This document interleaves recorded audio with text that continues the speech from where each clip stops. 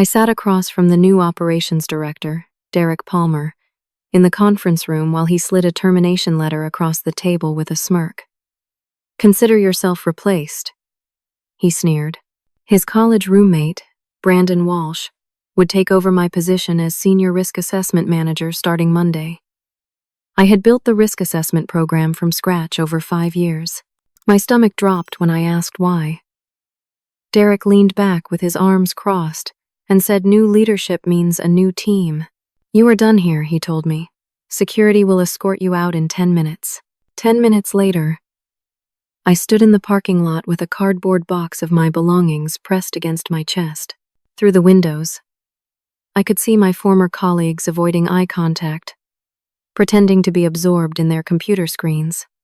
5 years of my life had just been erased in the time it takes to drink a cup of coffee.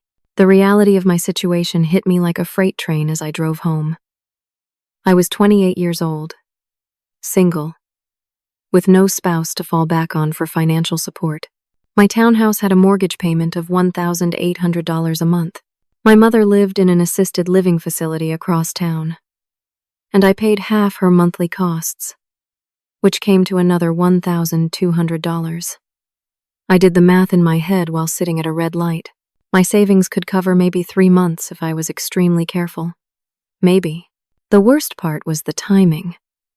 I had been exactly 2 months away from qualifying for my annual performance bonus. $12,000 that would have given me a real cushion. Now it was gone. Just like my job. I spent that evening researching Derek Palmer. What I found made my blood boil. He had been hired just 3 months earlier, after our previous operations director retired. His resume looked impressive on paper, but the more I dug, the more suspicious I became. He had come from a competitor firm with glowing recommendations, but there were gaps in his employment history that did not quite add up. What I did know for certain was that he had a reputation for coming into companies and immediately replacing existing staff with his own people. Brandon Walsh was the perfect example. I found his LinkedIn profile and almost laughed at the absurdity. He had been fired from 2 previous positions. His credentials in risk assessment were non-existent. He had a general business degree and had spent most of his career in sales. The idea that he could replace me, someone with a master's degree in risk management and 5 professional certifications, was insulting beyond measure. But Derek had the power, and I had none. That was the simple truth. The next morning, I decided to fight back through the proper channels. I composed a careful, professional email to Judith Conway, the Human Resources Director. I outlined my spotless performance record, referenced my 4 consecutive years of exceeds expectations ratings, and noted that I had been with the company since its expansion phase. I asked for a clear explanation of why I had been terminated. 2 days passed before Judith responded. When her email finally arrived, it was like a slap across the face. The message was cold and formal. "Employment decisions are at management's discretion," she wrote. "Your termination was properly authorized. All final pay and accrued vacation will be processed per company policy." She had copied Derek on the email. I stared at my computer screen, feeling my face flush with anger and humiliation. But then something worse happened. That same afternoon, another email arrived from Human Resources. They were contesting my unemployment claim. The reason given was performance issues, which was completely fabricated. They had actually revised my termination paperwork to state failure to meet expectations. This would delay or outright deny my unemployment benefits, leaving me with 0 income while I searched for a new job. Derek was not just firing me, he was trying to destroy me. I spent the next several hours in a fog of despair, until I remembered something. I opened my personal laptop and started searching through my backed-up files. About a year ago, I had been involved in renewing the company's professional liability insurance policy. As part of that process, I had been designated as the named risk assessment professional on the policy. I found the policy document and read through it carefully. My hands started shaking as I realized what I was looking at. Our company handled financial auditing for healthcare providers.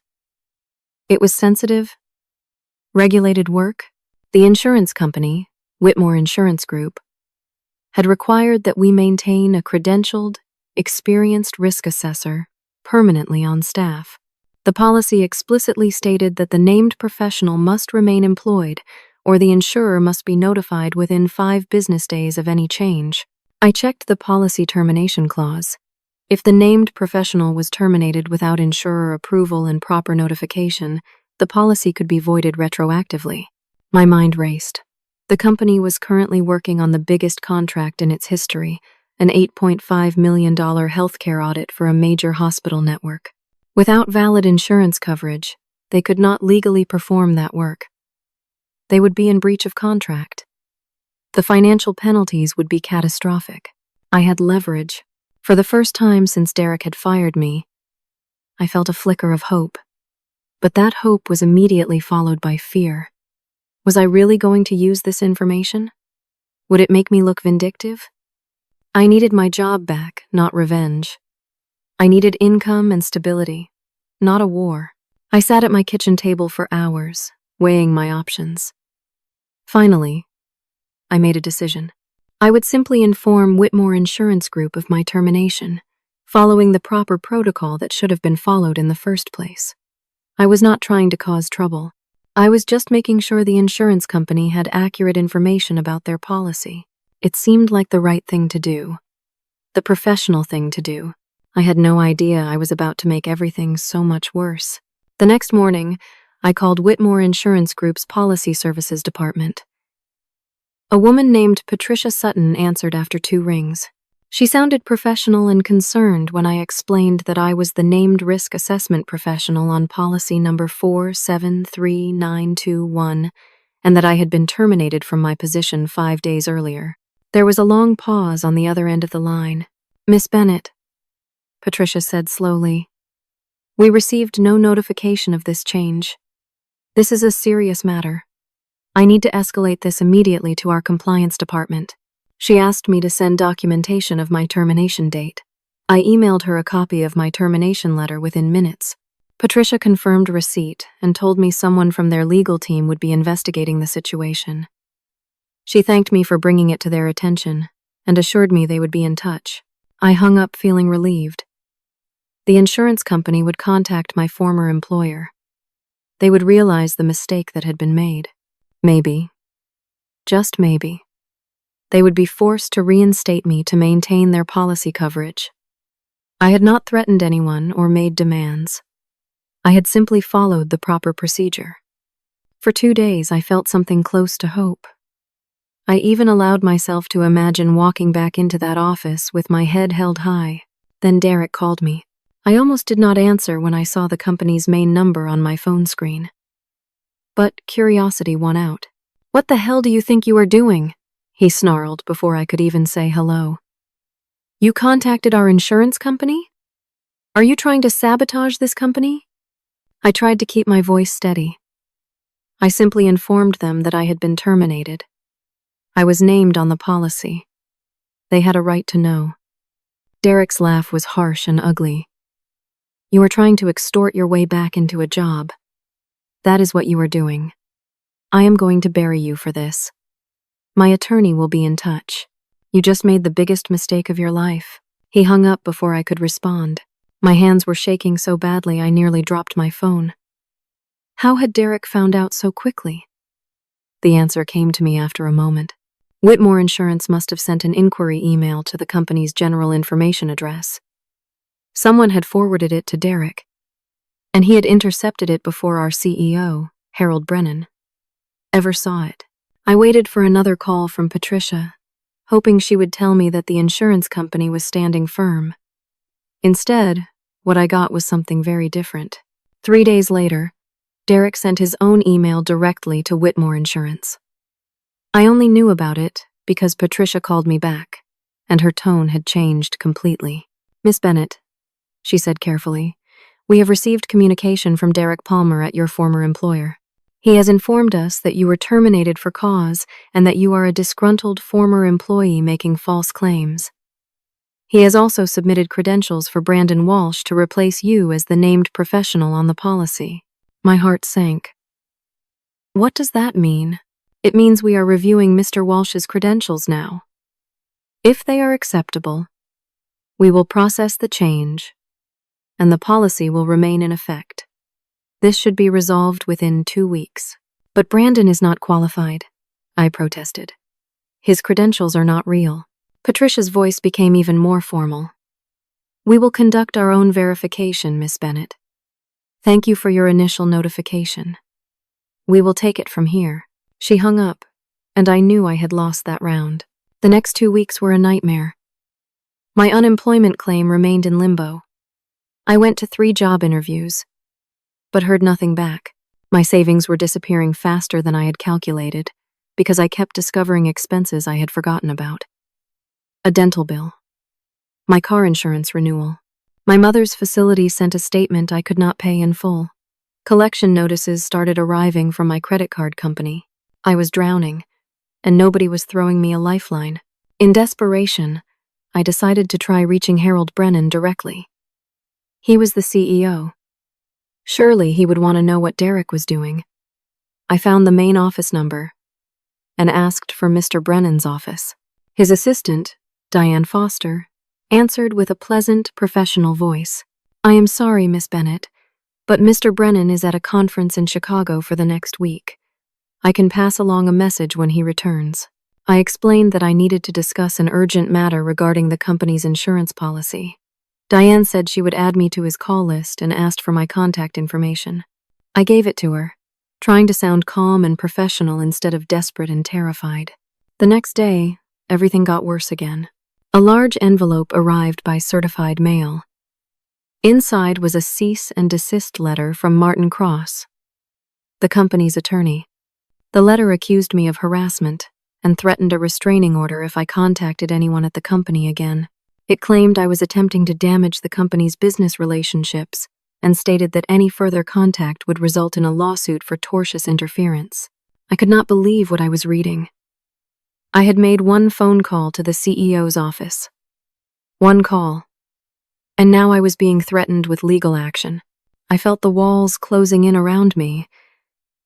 No job, no unemployment, mounting debts, and now a lawyer threatening to sue me if I tried to defend myself. That evening, my phone rang from an unknown number. I almost ignored it. I was so tired of bad news. But something made me answer. Hello, a man's voice said quietly.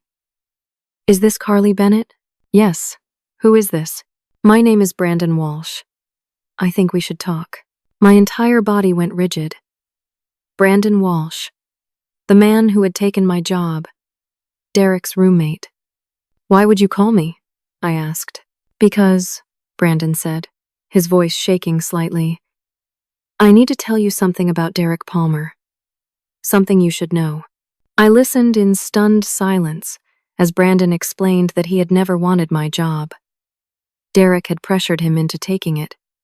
He was completely overwhelmed by the work and had no idea what he was doing. But that was not the worst part. I found something, Brandon continued.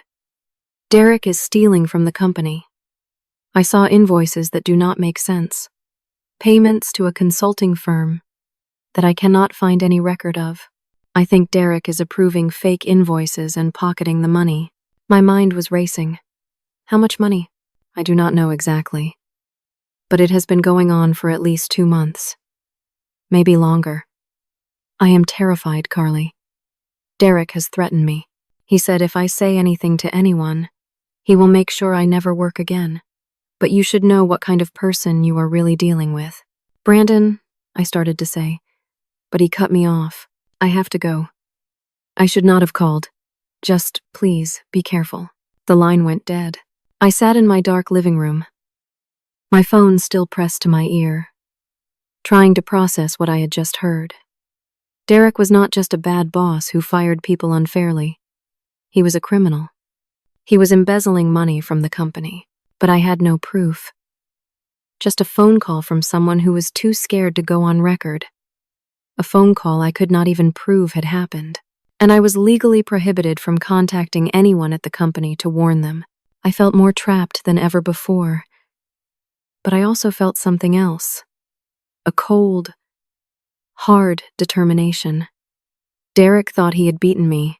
He had taken my job, destroyed my finances, silenced me with legal threats, and now I knew he was a thief who would ruin the company I had helped build. I was not going to let him win. I barely slept that night. Brandon's words kept echoing in my head. Fake invoices, stolen money, Derek threatening him into silence. By the time the sun came up, I had made my decision. I could not contact the company directly because of the cease and desist letter, but Whitmore Insurance Group had a legitimate interest in knowing about potential fraud. Fraud could invalidate their coverage entirely. I was not harassing anyone. I was providing critical information to an insurance company that had a right to know their client might be engaged in criminal activity. I spent the morning drafting a detailed email to Patricia Sutton. I explained Brandon's phone call, acknowledged that I had no direct proof, but emphasized that the insurance company should be aware of potential fraudulent activity. I outlined the timeline of Derek's arrival and my sudden termination. I suggested that Whitmore might want to conduct an audit of recent expense reports and vendor payments. I marked the email confidential and hit send. Patricia responded within 3 hours. Her email was brief but encouraging. She thanked me for the information and said they took fraud allegations very seriously. Their investigative team would look into it. She asked me to keep the matter confidential while they conducted their review. For 2 days, I felt like maybe, finally, something would go right. The insurance company would investigate. They would discover Derek's fraud. He would be fired or arrested. Justice would be served. I should have known better. On the 3rd day, I received a phone call from Detective Raymond Hughes of the County Financial Crimes Unit. He asked me to come to the police station for an interview. When I asked why, his voice was flat and official. It is regarding allegations of fraud and defamation, Miss Bennett. My stomach dropped through the floor. At the police station, I sat in a small, windowless room while Detective Hughes explained that Derek Palmer had filed a criminal complaint against me. I was being accused of making false fraud accusations to damage his reputation, attempting to interfere with business operations, defamation, and harassment. Derek had provided the detective with extensive documentation. The cease and desist letter I had violated by contacting the insurance company again. Records showing that all company expenses were properly documented and approved. And here was the part that made me feel physically sick. A statement from Brandon Walsh denying he had ever called me.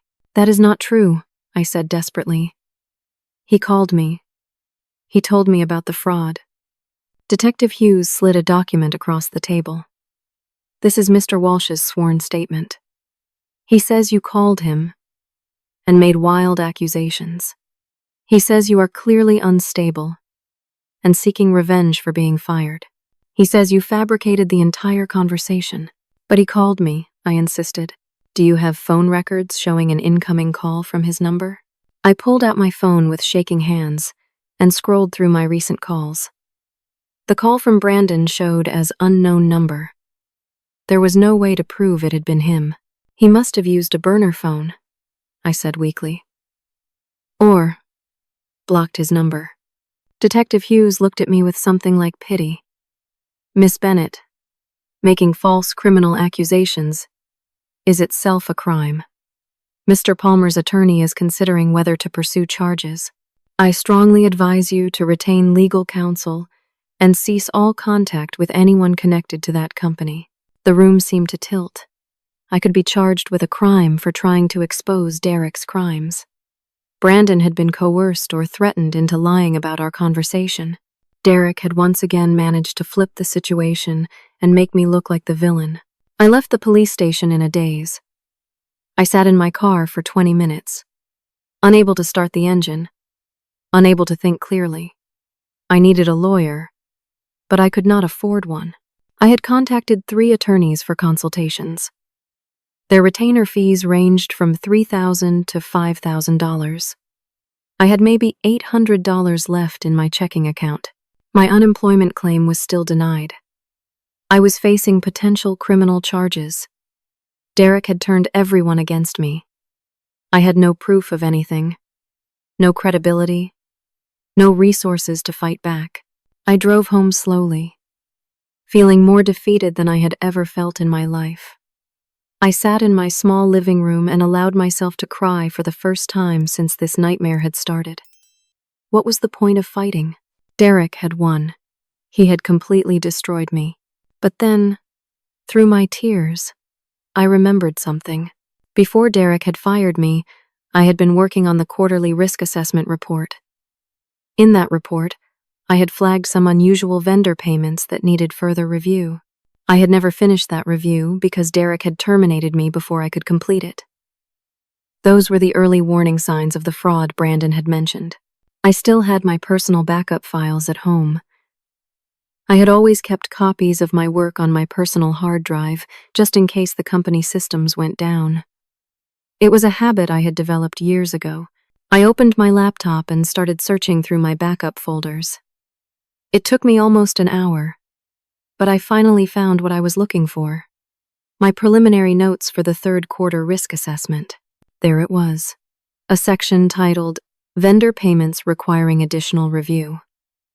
I had flagged 6 payments to a company called Stratton Advisory Partners. The total amount was $74,000 over 3 months. My note read, Unable to verify deliverables. No contract on file. Requires follow-up investigation. I remembered now.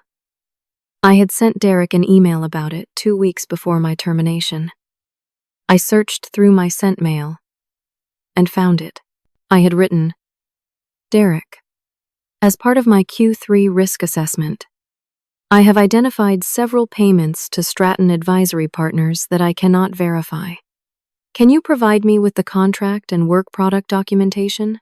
Derek's response had been brief. I will handle this review personally. Focus on other priorities. And then, 2 weeks later, he had fired me. My hands were shaking as I started researching Stratton Advisory Partners. There was no website for the company, no business registration in our state. The address listed on the invoices led me to a virtual mailbox rental facility. Stratton Advisory Partners was a shell company. Derek was embezzling money through fake invoices. The evidence was right here in my files, but what could I do with it? The police did not believe me. I was barred from contacting the company. The insurance company's investigation had apparently gone nowhere. Then I had an idea. I could not contact the company directly, but I could send formal documentation to the board of directors. Not as harassment, as whistleblowing. There were legal protections for whistleblowers who reported financial fraud. I spent the next 2 days crafting a formal letter. I addressed it to the board of directors, care of the company's registered agent. The subject line read, Mandatory disclosure of financial irregularities under duty to report. In the letter, I detailed my findings about Stratton Advisory Partners. I included copies of the flagged invoices from my risk assessment. I explained that I had attempted to investigate but was terminated before completing my review. I recommended an independent audit of all vendor payments approved by Derek Palmer since his hiring. I also mentioned the insurance policy issue regarding my termination as named risk assessment professional. I marked it confidential and sent copies to the board chair, the CEO, and the company's outside auditing firm via certified mail. For the first time in weeks, I felt like I had done something concrete, something that could not be ignored. The board would have to investigate. This was not harassment. This was a former employee fulfilling her professional duty to report suspected fraud. I finally slept through the night. 3 days later, Martin Cross called me, the company's attorney. His voice was cold with rage. Miss Bennett, you have violated the cease and desist order. You have sent defamatory material to the board of directors. Mr. Palmer is filing a civil lawsuit against you for defamation and tortious interference. We are seeking $500,000 in damages. We are also filing for an emergency restraining order. You will be served with papers within 48 hours. My brief moment of hope crumbled into dust. The emergency restraining order hearing was scheduled for the following week. I could not afford an attorney, so I would have to represent myself. I spent hours trying to prepare, reading about defamation law and civil procedure. But I knew I was out of my depth. The hearing was worse than I had imagined. I sat alone at the defendant's table, while Martin Cross presented the company's case with polished efficiency. He had stacks of documents, all carefully organized in labeled binders. Martin presented the cease and desist letter I had violated by sending my letter to the board. He submitted my letter as evidence of continued harassment. He presented Brandon Walsh's statement, which painted me as unstable and vindictive. Then he showed the judge documentation that supposedly proved Stratton Advisory Partners was a legitimate company with proper contracts, invoices, and work product. Derek has created a complete paper trail, I realized with growing horror. Every invoice has matching documentation. He has forged everything. Martin argued that I was causing severe emotional distress to his client and damaging the company's reputation with business partners and board members. He requested an immediate restraining order. When it was my turn to speak, I tried to explain about the fraud and the insurance issues. But without a lawyer to help me present my case properly, I sounded rambling and desperate. The judge kept interrupting me to ask for evidence and documentation I did not have. Your Honor, I am trying to expose fraud, I said. Derek Palmer is embezzling money from the company. The judge looked at me over his reading glasses. Do you have proof of this alleged fraud, Miss Bennett? I have the risk assessment findings I submitted to the board, and the company has presented documentation showing these payments are legitimate. Do you have any evidence that their documentation is fraudulent? I do not have access to the company's files anymore, Your Honor. I was terminated. So you are making accusations you cannot substantiate? I could prove it if someone would investigate properly, I said, hearing the desperation in my own voice. The judge granted the temporary restraining order. I was prohibited from going within 500 feet of company property, from contacting any employees, from contacting board members, and from sending any further correspondence. Violating the order could result in jail time. As I walked out of the courthouse, feeling completely defeated, I checked my phone. The messages waiting for me made everything so much worse. An email from my mortgage company informed me that my payment was 30 days overdue, and they were beginning foreclosure proceedings.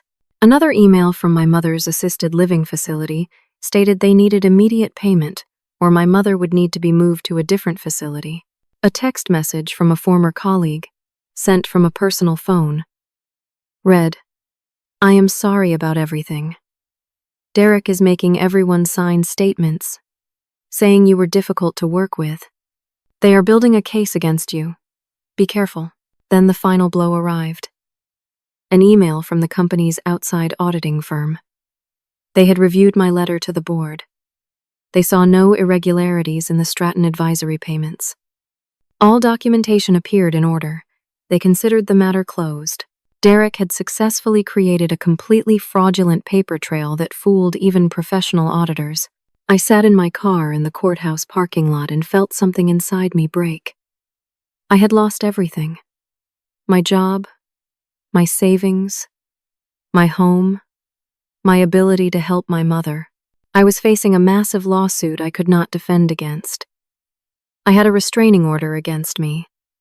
Derek had turned me into the villain of this story while he continued to steal from the company. He had won. Completely and totally won. I drove to my friend Angela's apartment, where I had been staying on her couch for the past 2 weeks after listing my townhouse for a short sale. Angela was at work, so I lay down on the couch and stared at the ceiling, feeling more hopeless than I had ever felt. My phone rang. I almost ignored it, but the number looked familiar somehow, so I answered. Miss Bennett? This is Diane Foster, Mr. Brennan's assistant. I sat up quickly. Yes? Diane's voice was very quiet. almost a whisper. I am calling from my personal phone. I should not be doing this. But I need to tell you something. My heart started racing. What is it? I have been suspicious of Derek Palmer for weeks, Diane said quickly. I have noticed he blocks Mr. Brennan's access to certain financial reports. Mr. Brennan travels constantly for business, and Derek takes advantage of his absences.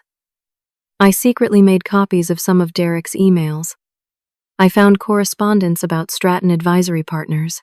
I do not know what to do with this information. I could lose my job. But what Derek is doing to you is not right. Diane, what did you find? She explained that she had accessed Derek's work email, looking for a document Mr. Brennan needed.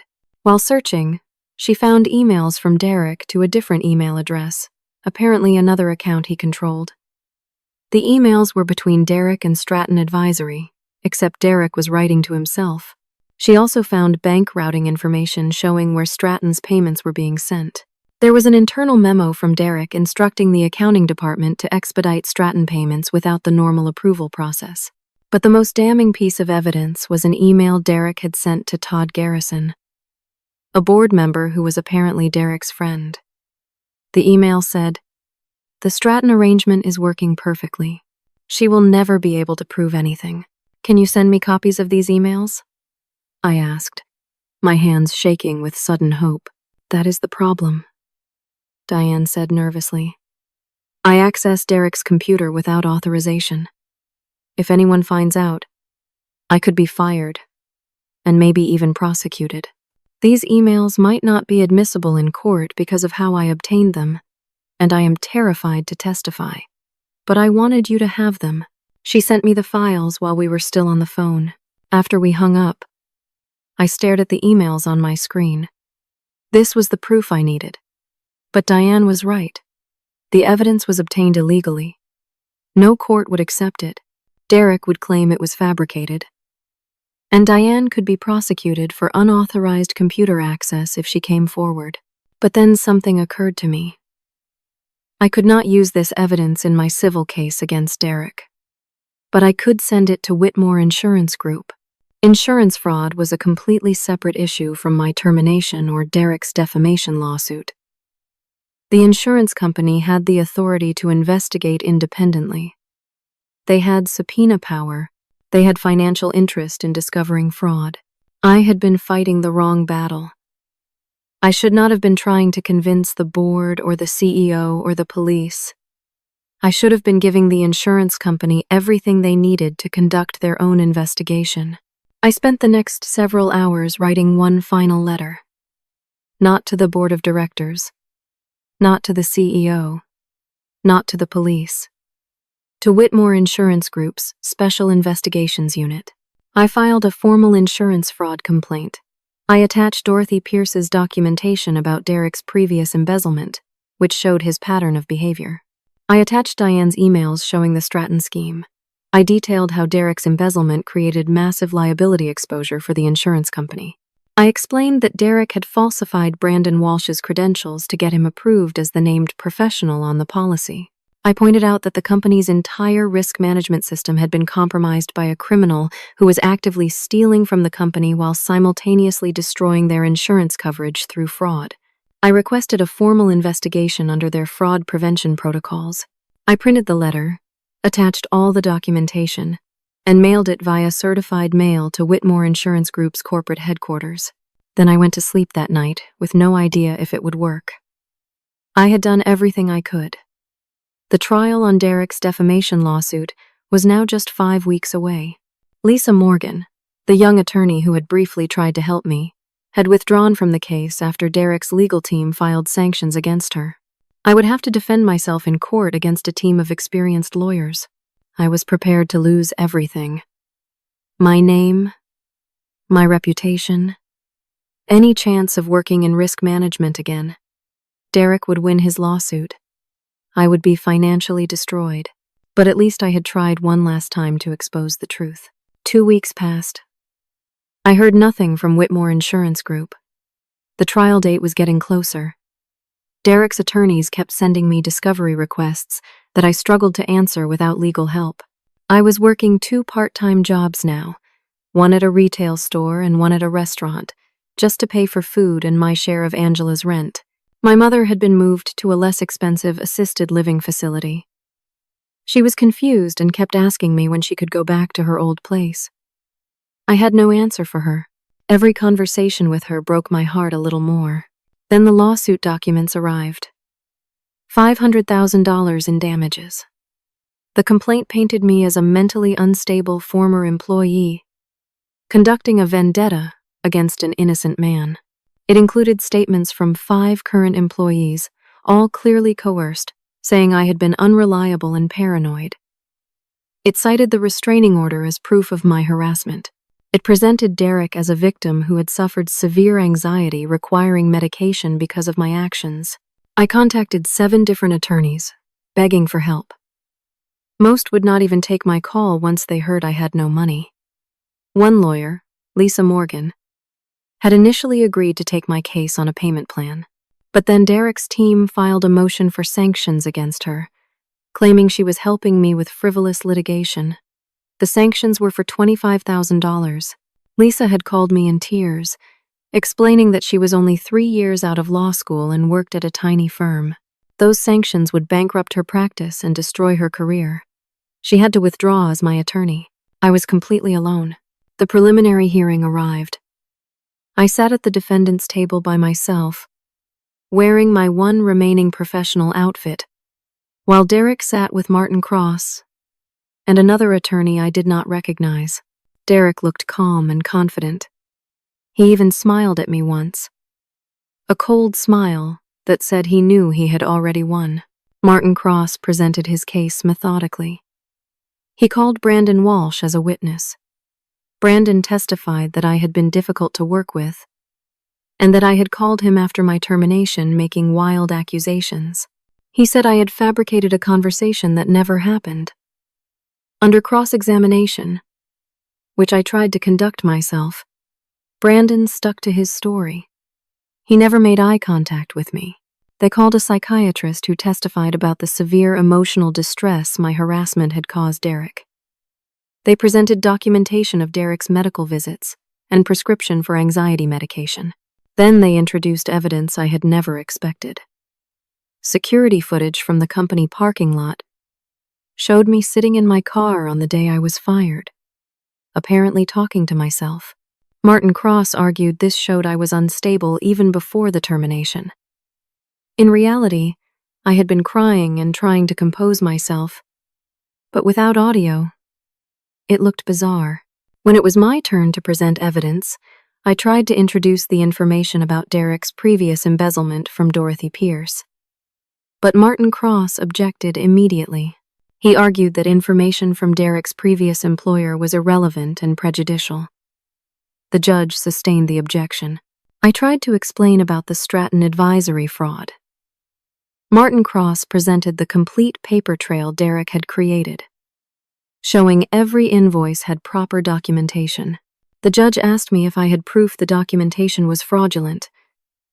I did not. The hearing lasted 4 hours. At the end, the judge ruled that Derek's case could proceed to trial. He denied my motion to dismiss. The trial was set for 3 weeks away. That evening, I received another blow.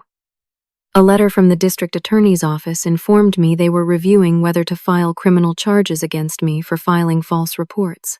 Detective Hughes had apparently given them all of Derek's documentation.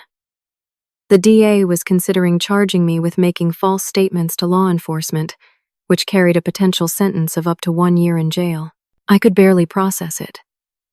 I was about to be sued into complete financial ruin, and I might also go to jail for trying to report a crime. I called Lisa Morgan and told her I could not continue fighting. I asked if there was any way to settle the lawsuit. Maybe I could agree to pay Derek whatever I could over time, sign a statement admitting I was wrong, just to make it all stop. Lisa understood but urged me to wait a little longer.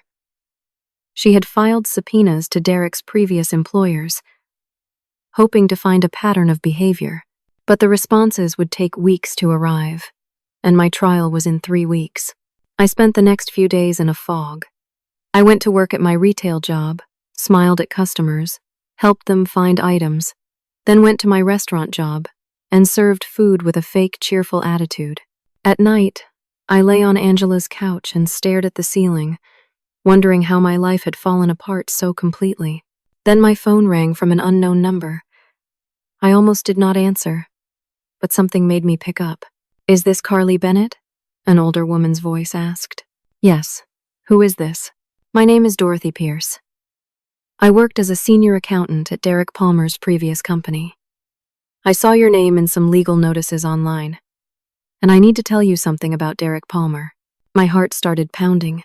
Dorothy explained that Derek had embezzled nearly $200,000 from her company using exactly the same method. Fake consulting companies, forged invoices, blocked audits. When they finally discovered the fraud, Derek had disappeared. He had threatened to sue the company for defamation if they made the fraud public, so they had quietly settled with their insurance company and let Derek resign. Dorothy had kept copies of everything because she knew Derek would do it again someday. She still had documentation, bank records, email exchanges, the complete audit report, all of it showing Derek's pattern of fraud. "Why are you telling me this?" I asked, my voice shaking. "Because I saw what he is doing to you. I read about your case online. I know what kind of person Derek Palmer is, and I know you are telling the truth. Someone has to stop him. I should have insisted they prosecute him before. I will not make that mistake again." Dorothy agreed to provide everything to Lisa Morgan. She was willing to testify. I called Lisa immediately. We arranged to meet with Dorothy the next day. For the first time in months, I felt a spark of hope. But Derek was not finished with me yet. Lisa Morgan met with Dorothy Pierce and received the complete documentation of Derek's previous fraud. The evidence was devastating. Bank records showing $197,000 embezzled through a shell company called Kepler Consulting Group. Email exchanges showing Derek blocking internal audits. Documentation of Derek's threatened defamation lawsuit against anyone who spoke about the fraud. A settlement agreement with the insurance company that allowed Derek to resign quietly instead of facing prosecution. Lisa immediately filed an emergency motion to reopen discovery and introduce Dorothy's evidence. The motion argued that Derek had a proven pattern of fraud, which established that I had reasonable grounds for my concerns. Even if we could not yet prove the current fraud, I had acted in good faith based on legitimate suspicions. We filed the motion on a Friday afternoon. By Monday morning, Derek launched a coordinated attack on multiple fronts. First, Derek's attorneys filed an opposition, claiming Dorothy was a disgruntled former employee with a personal grudge. They argued the audit report was just an internal draft that was never finalized. They said no criminal charges were ever filed because there was no actual fraud. They produced an affidavit from Derek's former CEO stating that Derek had left the company in good standing. The CEO had clearly been paid off or pressured into lying. Second, they filed new evidence against me. Statements from 5 more current employees, all saying I had been unreliable and paranoid about company finances. They presented emails I had sent, questioning various expenses, framing my legitimate risk assessment work as obsessive and suspicious behavior. They even submitted a psychiatric evaluation report from Derek, claiming my actions had caused him severe anxiety requiring medication and therapy. Third, they filed a motion for sanctions against Lisa Morgan. They accused her of assisting me in pursuing frivolous litigation and demanded $75,000 in attorney fees. If the judge granted it, Lisa's small firm would be bankrupted. She would lose everything. Fourth, and worst of all, Derek went to the district attorney with all his new evidence. He claimed I was now suborning perjury by getting Dorothy Pierce to lie for me. 2 days later, I was arrested at my retail job on charges of criminal false reporting. I spent 6 hours in jail before Angela could help me arrange bail. The bail was set at $5,000. I had to borrow money from Angela just to pay the bond company their fee. The court hearing on Lease's motion was scheduled for the following week. I sat in the courtroom feeling like I was watching my own execution. Dorothy Pierce testified about Derek's fraud at his previous company. She was calm and detailed, presenting all her documentation. Then Martin Cross destroyed her on cross-examination. "Why did you keep these documents for years, Miss Pierce?" "I knew Derek Palmer was dangerous. I wanted to have proof in case he did this to someone else." "Convenient. Is it not true you were terminated from your position 6 months after Derek Palmer left the company?" "I was laid off as part of company restructuring," Dorothy said. But I could hear the uncertainty creeping into her voice. "So you have a grudge against that company?" "No. I just wanted the truth to be known." "How much is Miss Bennett paying you to testify?" "Nothing. I am doing this because it is right." Martin Cross smiled coldly. "How interesting that you appeared exactly when Miss Bennett needed a witness. You have no actual proof that Derek Palmer committed fraud, do you? Just some documents you kept from an investigation that was never completed and never resulted in any charges." The former CEO of Derek's previous company testified via video deposition. He stated flatly that Derek had left in good standing, that the audit had been inconclusive, and that there had never been any fraud. He was obviously lying, but we had no way to prove it. The judge took 2 days to issue his ruling. When it came, it was devastating. The judge denied our motion to reopen discovery. He stated that Dorothy's evidence was uncorroborated and suspicious, noting that no criminal charges had ever been filed against Derek at his previous company. He suggested that Dorothy and I might be colluding to create false evidence. He allowed Derek's defamation lawsuit to proceed to trial and set the date for 4 weeks away. Worst of all, he granted partial sanctions against Lisa Morgan, $25,000, for filing a frivolous motion. Lisa called me that afternoon in tears. "I cannot continue as your attorney," she said. "I am so sorry, Carly. These sanctions will destroy my practice. I have to withdraw from your case. You will have to represent yourself at trial." After she hung up, I sat alone in Angela's apartment and faced the reality of my situation. In 4 weeks, I would go to trial against Derek Palmer and his team of expensive attorneys. I would have to represent myself. I had no money, no legal experience, and no credibility. Dorothy's evidence had been rejected. The insurance company had apparently done nothing with my fraud complaint. Derek had created an impenetrable wall of fake documentation that fooled everyone. I was going to lose the trial. I would be ordered to pay $500,000 I did not have. My wages would be garnished for the rest of my life. I would have a criminal record. I would never work in risk management again. My professional reputation would be destroyed forever. Derek Palmer had won completely. I considered just disappearing, moving to another state, starting over somewhere else with a new name. But I could not do that to Angela, who had been so kind to me, and I could not abandon my mother. That night, as I lay on Angela's couch in the darkness, my phone rang. It was Diane Foster, Mr. Brennan's assistant, calling from her personal phone again. "Carly, I have been watching what Derek is doing to you, and I cannot stay silent anymore. I know the emails I gave you have not helped, but there is something else you should know. Derek has been blocking Mr.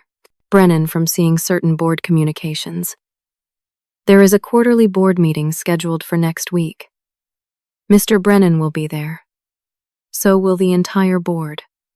I think something is about to happen, but I do not know what." "What do you mean?" "Some people from an insurance company called last week asking to attend the meeting.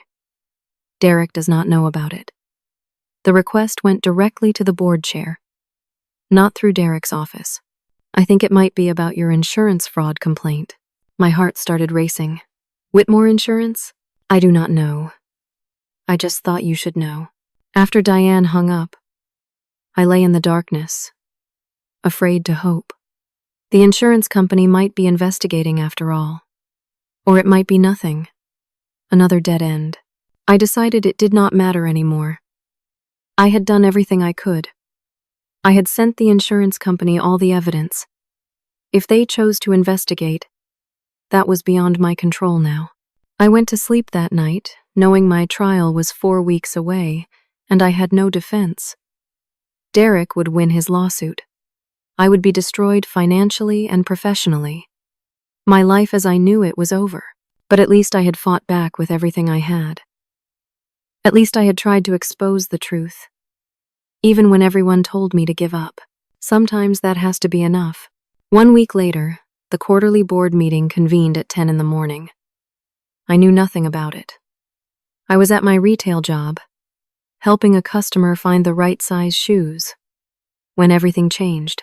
At the company, Harold Brennan stood at the head of the conference table presenting fourth quarter financial projections to the board of directors. Derek Palmer sat 3 seats away, confident and relaxed. The big hospital network contract was progressing smoothly. Revenue was up. Everything looked excellent on paper. Diane Foster knocked on the conference room door. "Mr. Brennan, I am sorry to interrupt, but there are some visitors here who say they need to speak with you immediately. They say it cannot wait." Harold frowned. "Who is it?" Diane's voice was carefully neutral. "Representatives from Whitmore Insurance Group. They have their attorney with them." Harold glanced at Derek, who gave a small shrug as if this was merely a routine matter. "Send them in," Harold said. 2 people entered the room. A man in his 50s carrying a briefcase, and a woman in a sharp business suit holding a folder. The man introduced himself as Robert Grant, senior investigator for Whitmore Insurance Group's Special Investigations Unit. The woman was Elizabeth Torres, senior counsel for the insurance company. Harold invited them to address the board, assuming this was some routine insurance business. Robert Grant looked directly at Derek Palmer. "I apologize for the interruption, but we have an urgent matter regarding your professional liability insurance policy. Who authorized the termination of Carly Bennett as your named risk assessment professional?" Derek straightened in his chair, still confident. "I did. I am the operations director. Personnel decisions are within my authority. We replaced her with an equally qualified professional." Robert Grant stared at Derek for a long moment. The room went very quiet. Then Grant reached into his briefcase and slid a thick folder across the table to Harold Brennan. "Mr. Brennan, I need you to read this immediately." Harold opened the folder. His face went white as he read the first page. It was a formal notice of policy cancellation, effective immediately. The policy was voided retroactive to the date of Derek Palmer's hiring. The detailed findings were devastating. The named professional was terminated without proper notification to the insurer. The replacement professional's credentials had been falsified. The policyholder was under investigation for embezzlement and insurance fraud. Multiple instances of fraud had been discovered. The company's entire risk management system had been compromised by criminal activity. "What does this mean?" Harold asked, his voice barely above a whisper. Elizabeth Torres, the attorney, spoke clearly. "It means every contract you have executed in the past 3 months has been performed without valid insurance coverage. You have been operating illegally. Your $8.5 million hospital network audit? You are in breach of contract. If any claims arise from that work, your company is personally liable without insurance protection. We are talking about potential exposure in the tens of millions of dollars." Derek tried to bluff. "This is absurd. What evidence do you have?" Grant's voice was cold. "Evidence of your embezzlement scheme at your previous employer, where you stole $197,000 using a fake consulting company. Evidence of your current fraud involving Stratton Advisory Partners, through which you have stolen $112,000 from this company. Bank records showing Stratton's account is registered to you personally. Falsified credentials for Brandon Walsh, showing he has qualifications he does not possess. And evidence that you have been systematically blocking internal audits and financial oversight."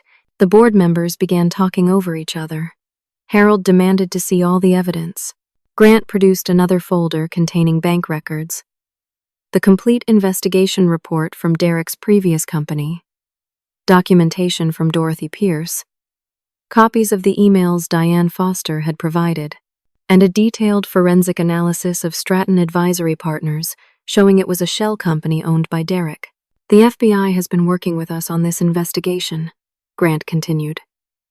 They are waiting outside with warrants for Derek Palmer's arrest on charges of wire fraud, insurance fraud, and embezzlement. Derek's face had gone from confident to pale. He started to stand. I need to call my lawyer. Harold's voice was hard as steel. Sit down. Now. Grant turned to Harold.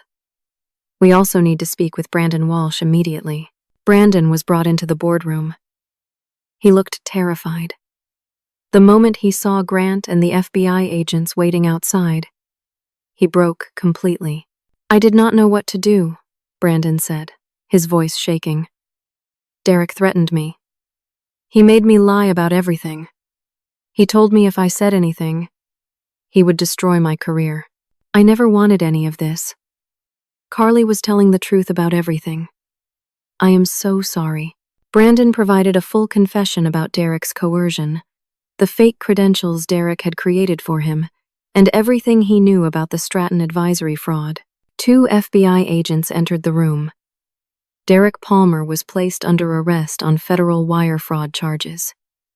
He was handcuffed and led out of the building, while the board sat in stunned silence. Harold looked at Robert Grant. What do we do now? Grant's expression was grim. First, your company cooperates fully with our investigation and the FBI. Second, you immediately reinstate Carly Bennett as your named risk assessment professional and submit her credentials to us for verification. Third, you conduct a complete forensic audit of all financial transactions since Derek Palmer was hired. Fourth, you pray we can work something out regarding your policy coverage. Because right now, you are operating without insurance, and you have a massive contract you cannot legally fulfill. Harold picked up his phone. Diane, get me Carly Bennett's contact information immediately. 20 minutes later, my phone rang while I was at work. I stepped into the back room to take the call. Miss Bennett, this is Harold Brennan.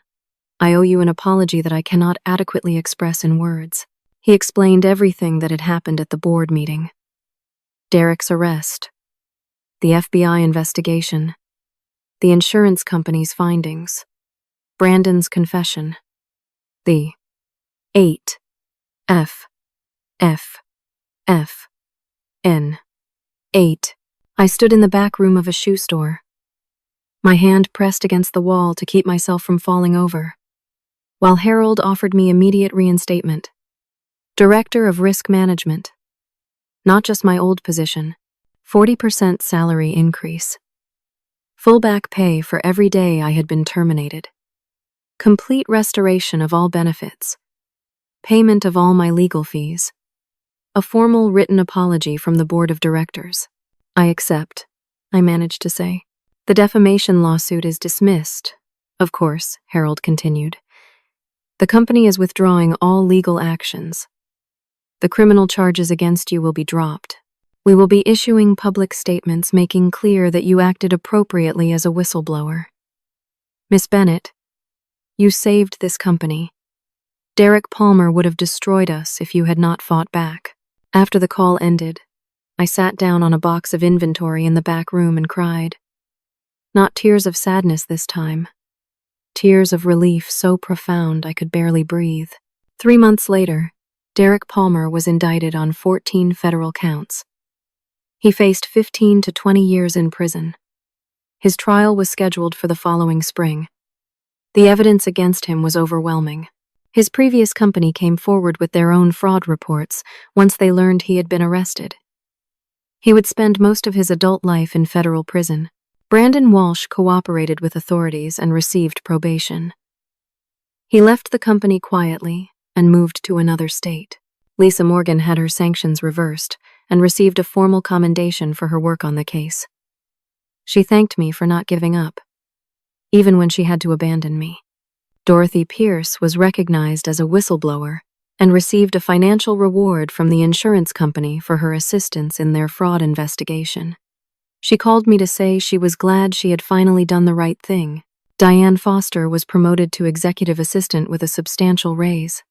Harold Brennan personally thanked her for her courage in providing the evidence that helped break the case. I paid off all my debts.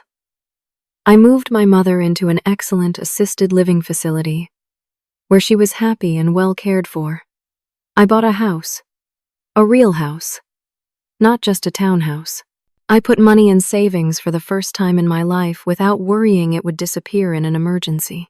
But more than the money or the title or even the vindication, I had something else. I had my integrity back. I had proven that telling the truth mattered, even when everyone said I was wrong. I learned that doing the right thing does not always feel like winning, especially not in the moment. For months, I felt like I had lost everything by speaking up. I was fired, threatened, sued, arrested, and nearly destroyed financially and professionally. Derek Palmer had more power, better lawyers, and an elaborate system of lies that fooled almost everyone. But the truth has a way of surviving, even when it is buried under lies. Derek thought he had checkmated me. He controlled the company, manipulated the legal system, and turned everyone against me. But he never understood that the real game was not about who had more power. It was about who was telling the truth. The letter I sent to the insurance company, that one simple letter, changed everything. Not because it was a brilliant legal strategy, but because I finally understood who needed to hear the truth. Sometimes the system fails you. Sometimes the people in power protect the wrong person. But somewhere, there is always someone whose job it is to care about the truth. You just have to find them. If you are facing injustice right now, do not give up. Document everything. Keep records of every interaction, every email, every conversation. Find allies who believe in doing what is right, even when it is hard. Look for the people who have the authority and the motivation to investigate the truth. And remember that the most powerful weapon you have is the truth itself, even when it feels like no one is listening. It took me 6 months of hell to find the right person to listen, but I found them. And that made all the difference.